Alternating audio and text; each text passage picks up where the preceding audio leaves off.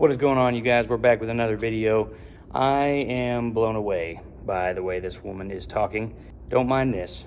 This is covering up my workplace. I don't know how they feel about it, so we're just not going to take the chance. So what we're going to say is I work for a blue polo company. But anyway, back to what we were talking about. So I saw this video on TikTok the other day. I've been waiting to do this video. I just really want to tear into her because I don't really think she gets how life works. I really don't. So let me explain along the way. Go clean your room. It's gonna take forever. No, it's not. Yes, it is. Hey! It's so dirty. Okay, who's not listening? I'll get him. Go clean it. A traditional parent would look at that and say, wow, way to teach that little boy to respect his father, to respect authority figures, but that's not respect. That's compliance, and they are not the same thing. That's not respect, that's compliance. They're not the same thing. You grew up in a home where your parents were like, oh, it's okay that you just broke our $700 TV. Oh, it's fine, honey. I'll just buy you another 1997 Honda Civic that you can just go smack into a deer with and not have any repercussions for. Oh, honey, it's fine that it's 11 o'clock. I told you to be home at 10, but you know what? It's only an hour. I think we can deal with that. And then both of her parents sitting at the table at dinner, she screams the word fuck because mom said something that she didn't like. And now Dad looks at her and goes, honey, we don't use that kind of language in this house. Silver spoon, ass, shove it right back up there and go on about your way. That little boy is downright afraid of his father, and you can see it because of the countenance change on his face. When he's talking to his mom, he feels safe, showing those vulnerable emotions. But then the minute that Dad raises his voice and says, hey, he stops and he's like, oh gosh, now I've got to put on my mask and act like I'm okay. I can't show these vulnerable emotions to Daddy. I speak for all of us that have had the fear of God put in us at some point in our lives, unlike, cheery long stockings over here. It's because we know we can get away with things with our mom because they're more emotionally sensitive to us, which is technically what you just said, but not the same thing. I knew when I was growing up that my mom was a hard ass, but at the same time, you could probably get away with a little more just by crying and being a baby, basically, right? Okay, my dad didn't put up with that shit because it's not that he was trying to tell me I couldn't have emotions. It's not that he was trying to tell me that I couldn't be who I am. It was him trying to tell me that an adult figure is your boss. You're 7 years old. There's no pussyfooting around. You have a boss. It is your parents. When they tell you to do something, you do it. It has nothing to do with, oh my God, my feelings. You need to be more sensitive to my feelings. Fuck your feelings. Get up off the floor. Stop being a baby. Your mother told you to go clean your room. It wouldn't be that messy if it wasn't for you not cleaning up after yourself. So it may take forever, but if it takes forever, it's nobody's fault but your own. So again, it's not that he was being a baby around his mom because he felt safe doing so. It's because he knows that he can get away with not having to do it, or he can get some help because she's emotionally sensitive to her child. I don't care who you ask, the mom is more connected to the child than the father, and that's because they get an extra 9 months with that child to bond and connect. They are literally physically bonded to each other. Literally. I mean, the dad 9 times out of 10 cuts the cord that bonds them together. So there's a whole different side of things. The dad always, I shouldn't say always, because obviously not in your case, but most of the time has the strong arm because the mom is more sensitive to the kid's feelings.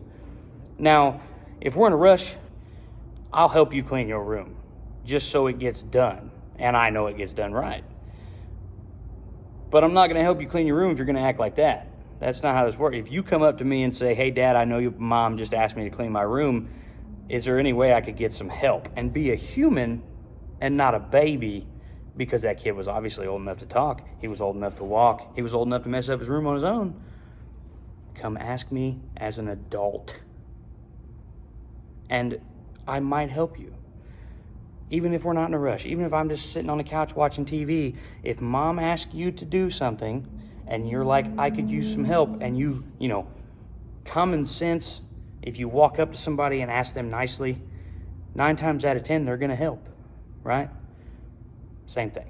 If we were to put this in an adult scenario and look at the times in our adult lives where we are trying to spin all the plates and handle all of the tasks and we feel extremely overwhelmed by that, if someone were to come in a scenario like that and say to us, oh, it's not that overwhelming. Oh, like, just get over it. Like, you just need to go do all your tasks. That would not be helpful. Number 2, if somebody were to come in and say, you better get all those tasks done or you're going to be in trouble, then that too would not be super helpful. And our motivation would be external, not internal, right?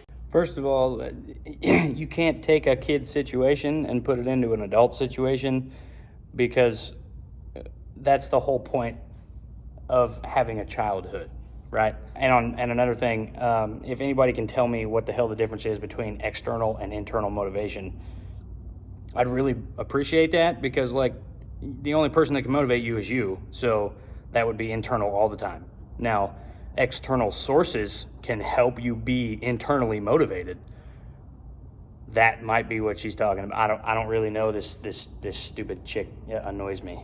What would be helpful in those scenarios is if someone were to come in and say, man, that would feel really overwhelming. What if we were to start just a little bit at a time? Can we break this down a little bit? Okay, so again, coddling.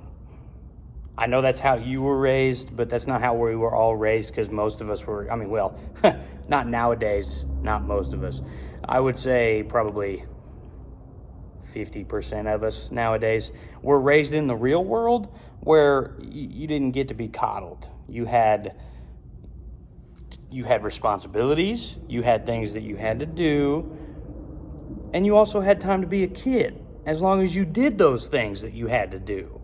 Like, have you ever heard of a chore list? No, probably not. Have you ever had to pay for your own gas? Have you ever had a job before you were 18 years old? No, and also no, if I had to make the assumption that you acting the way you are right now is the portrayal of how you were treated as a child. You know, I really like to talk to your parents and see if they raised you this way, the way you're speaking of, or if they, were baby boomers, I guess children of baby boomers that were raised in the 80s and, graduated in the late 80s, early 90s, like my parents, and see if they were raised like me to raise you the same way, or if they fell into all this, oh, it's okay, honey. Oh, it's okay. Oh, it's okay. No, it's not okay. You messed your room up. I'm telling you to clean it. That means go clean it. That doesn't mean roll around on the floor and throw a fit. No, you cannot have this because we already have, chips or candy at the house. You don't need this. And then you roll around on the floor and act like a fool in the middle of Walmart. I did those things. But you know what my mom did? She ripped me up off the floor, got in my face, and told me to stop acting like a fool and act like I've been in public before. That's not being mean to your child. That's teaching your child that you don't act that way in public because you were raised better than that. That's teaching your child that there are etiquettes when you go out into public. You don't act like a heathen. You don't act like a buffoon, Tasmanian devil, and spin around and roll around and scream and yell and cry. And that's not how this works. It's not how this works. You are promoting coddling, and then in turn promoting children who grow up to not know their own responsibilities. I mean, like so you want to talk in adult situations. Okay, so you were raised the way you are telling people to raise their children, all right? You grow up, you start having money problems. You have your own apartment, you have your own job, you have your own car. You're making payments on the apartment and the car, and you're paying all your bills. You get behind. So, okay, is it now your responsibility to go either make more money or cut the cost of your living? Or is it your responsibility to go out and ask for handouts from the government, or handouts from your parents, or handouts from your grandparents? You fix that shit on your own. That's the way that works. I'm guilty of it. I've done it. Okay? I've been coddled by my grandparents before. I've had them help me in times where I should have been taking care of things myself because I was stupid. I've grown up a lot. I've had my own family now It's on us. It's on us. You are an adult. You take care of yourself. You do not depend on somebody else. That's not how this works. So your whole ideology of putting his situation into an adult situation is not logical. It's not.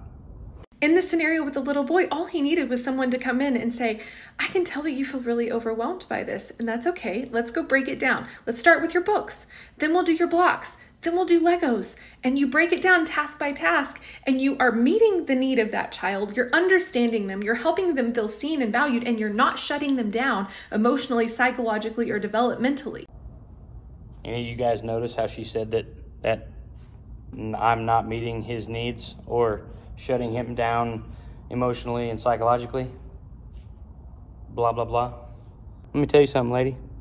I don't need to coddle him and coddle his emotions and his psyche. I don't need to do that.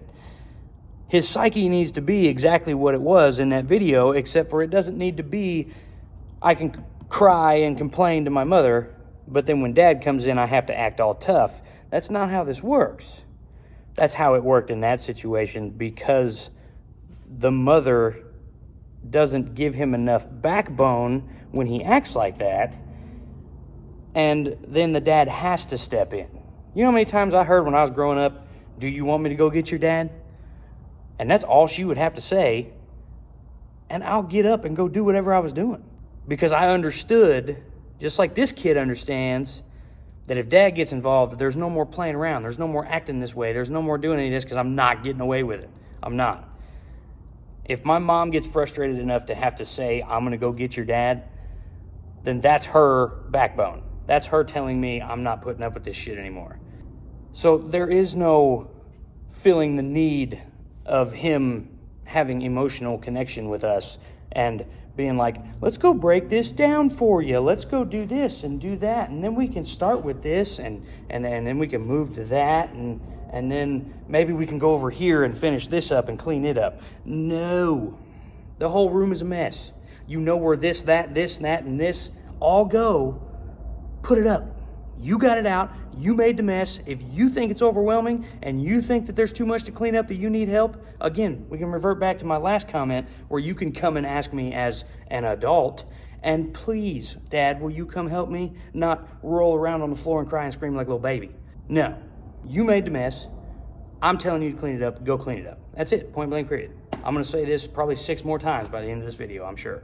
When fear is a regular tool used in parenting and it is a primary motivator to get a child to modify their behavior, what winds up happening is that these children grow up to be preteens, teens, and young adults who hide things from their parents, are more rebellious. And so it's very likely that this little boy, if this cycle continues, he's going to grow up and get himself into a sticky situation where he really wants to call his parents because he wants their help, but he doesn't trust them to help them, especially daddy. He's afraid of what daddy will do if he gets into a sticky situation. It's not going to prevent him from getting into those situations. It's probably going to make him be really silent about it and to hide it really, really well. And the reason we know this is there's a lot of us grown adults who did this very same thing because we had parents who parented like this. What I find funny is you're talking about preteens, teens, and young adults, right? The age gap that I'm thinking of when you say that is roughly like 10 all the way up to like 20, 22, 23 years old, right? Let me ask you a very simple question. Did you know a goddamn thing about what you were or what you wanted to do at 22, 23 years old? Even that late, even that far into your life, did you know? Did you know how to act? Did you know how to work? Did you know what you wanted to do for a career? Did you know if you even wanted a family or not? No? That's probably because you haven't matured even at that age. I'm 27, and I'm still working on it. I've come a long way since I was 18 years old, don't get me wrong. But you're putting him in a category where you're supposed to still be a kid, but you have responsibilities at the same time. You know what I mean? You're kind of putting him in that pool of people that are like, I want to go be crazy and get fucked up Friday, but, well, Friday, Saturday, and maybe Sunday morning, but Monday I got to go back to work. You know what I mean? So, like, it's not... You're putting him in that age group where, like, nobody knows what the fuck they want to do. They're just partying, getting fucked up on the weekends and going to their 9 to 5 Monday through Friday. Some adults do that their whole life. I don't get fucked up every weekend, but I've got a 9 to 5 Monday through Friday, and I do what I want on the weekends. But I have it in my mind that, like, now, compared to 9 years ago, I don't even come close to acting the same way that I did. I actually have a great relationship with my parents. I talk to them all the time, don't hide anything from them, because quite honestly, I've developed the skill of not giving a fuck about what anybody thinks, including my parents, because I'm me. They can give me advice. Anybody can give me advice. Anybody can say that what I'm doing is stupid.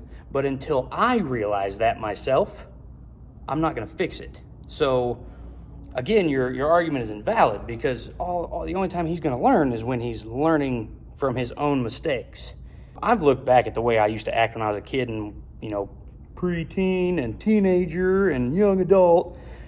All of that shit was dumb. But that's the years you're supposed to be dumb. Those are the dumb years. That's what you're supposed to do. You know what I mean? You're supposed to be dumb and have fun from like 18 all the way to like 28. You're supposed to be young, stupid, and adventurize yourself. You're supposed to go out and figure out what you want to do and do what you want to do while you can. By the time you hit 30, you should probably have your shit semi figured out. You know what I mean? You're getting kind of in the middle there. You need to figure it out so you can retire and have a good retirement. That's just what it is. Okay? But your argument is invalid, because my parents raised me the opposite of what you're saying, because coddling is bullshit and it turns kids into what I like to call priss cakes, because they have no backbone. They have no bravery. They have no honesty. They have no integrity at all, because they've been coddled their whole life, so they don't feel like they need any of that, because they'll always have mom and dad or grandma and grandpa or aunt and uncle or whoever that they can go suck on their nipples and get whatever they want. You know what I mean? It's not like us, that we didn't get raised that way, because that makes humans that have the incapable minds to take care of themselves. I would much rather have been raised the way that I was and be able to know what it means to take care of myself rather than depend on somebody else. I'm just saying. So you can take this with a grain of salt, or you can take it as harsh as the silver spoon that's shoved up your ass. But I'm just saying, what you're telling me is bullshit, and that's not at all how I'll be raising my kid, because I feel like I was raised the right way. But sure.